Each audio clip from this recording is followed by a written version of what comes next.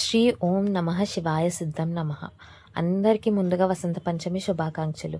వసంత పంచమి అంటే చదువుల తల్లి సరస్వతి దేవి అమ్మవారి పుట్టినరోజు అనమాట.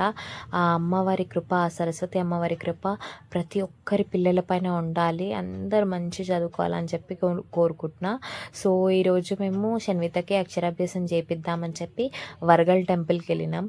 మాకు 1.5 అవర్ అట్లా డిస్టెన్స్, కానీ చాలా రష్ ఉండే. చాలామంది పిల్లల్ని అక్షరాభ్యాసం చేయించుకోవడానికి తీసుకొచ్చినారు.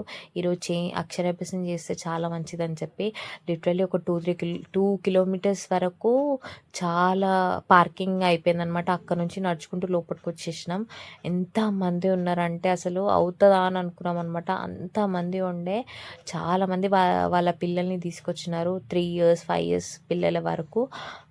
ఇంకా దర్శనంకి వేరే రూట్, మళ్ళీ అక్షరాభ్యాసంకి వేరే రూట్ ఉండే అనమాట. దర్శనం వెళ్ళే రూట్ అయితే చాలా ఖాళీగా ఉండే.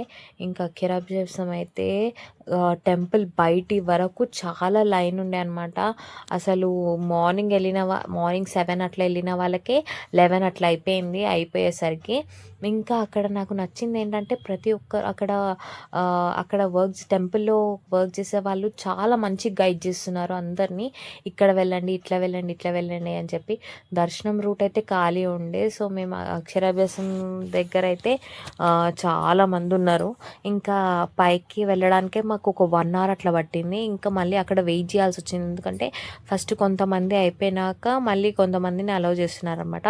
ఒక 50-60 మెంబర్స్ అట్లా ఒకటేసారి వాళ్ళందరికీ అయిపోయినాక మళ్ళీ వేరే వాళ్ళని అట్లా అలౌ చేస్తున్నారు. నేనైతే అక్షరాభ్యాసంకి కావాల్సినవన్నీ అక్కడే తీసుకున్నా. డైరెక్ట్ ఇంట్లో నుంచి కూడా తీసుకెళ్ళొచ్చు, బట్ నేనైతే అక్కడే తీసుకున్నా. అక్కడ అన్నీ దొరుకుతున్నాయి కూడా.